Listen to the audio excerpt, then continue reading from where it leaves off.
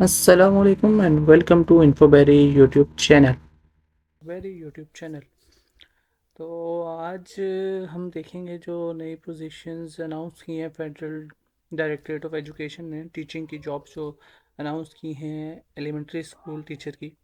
तो उसका हम देखेंगे कि क्या क्या उसके किस कैटेगरी की वैकेंसीज आई हैं और उनके क्या eligibility criteria and how to apply in these vacancies.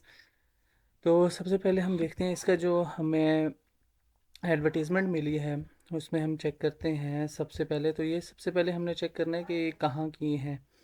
तो ये पोजीशंस जो हैं ये रेगुलर बेसिस हैं और एफटीई के अंडर जो इस्लामाबाद में अर्बन और रूरल एरियाज़ हैं उनके जो स्कूल्स हैं कॉलेजेस हैं उनकी ये जॉब्स हैं उनकी वैकेंसीज़ हैं।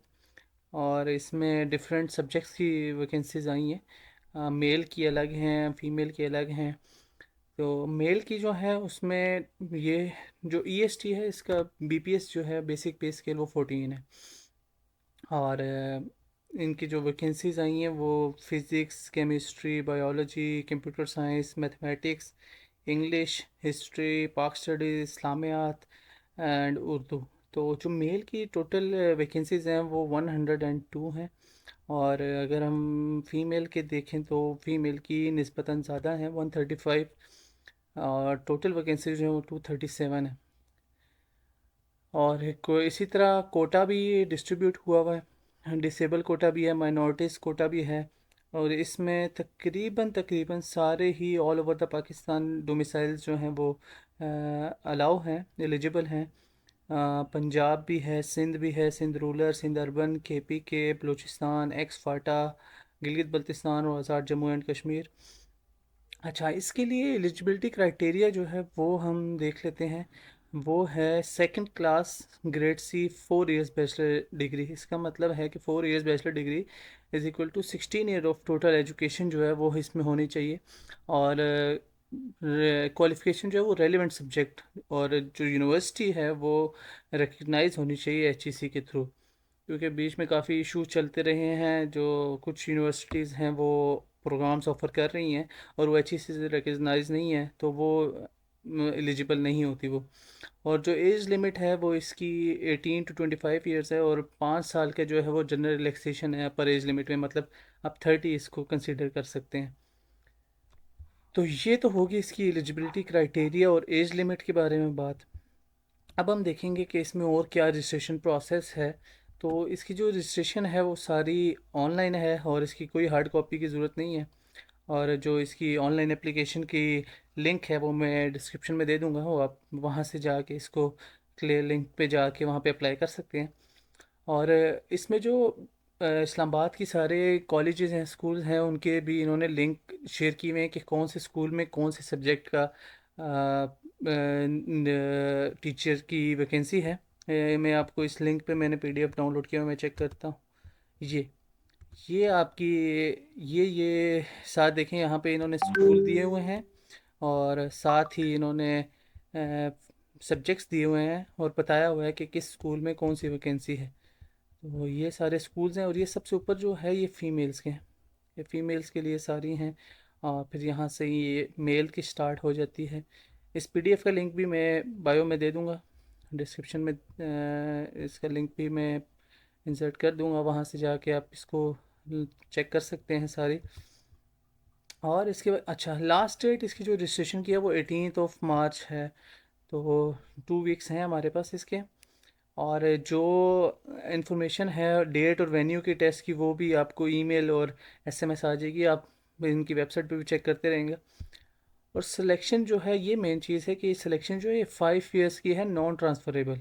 इनिशियल 5 साल के लिए ये है और रेगुलर बेसिस है, लेकिन नॉन ट्रांसफ़रेबल है 5 साल तक के लिए। अब ये तो हो गया रजिस्ट्रेशन प्रोसेस। इसके बाद हम इंटरव्यू और सिलेक्शन प्रोसेस देखेंगे कि जो स्क्रूटनी और टेस्ट रिजल्ट के बाद आएगा, शॉर्ट लिस्ट जो होंगे उनको कॉल इंटरव्यू के लिए बुलाया जाएगा। ऑब्वियसली टेस्ट पास करना है इंटरव्यू तक पहुंचने के लिए।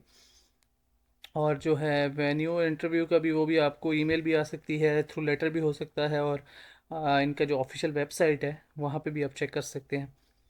और आफ्टर जब आपको इंटरव्यू के लिए बुलाया जाएगा तो तब आपने आईबीसीसी से और एचईसी से अपनी जो डिग्रीज़ हैं वो वेरीफाई करवा के रखनी है। और ये इनका जो एड्रेस है वो G94 फेडरल डायरेक्टरेट का जो हेडक्वार्टर है वो है। इसको हम अब देखते हैं, इसकी लिंक को चेक करते हैं हम।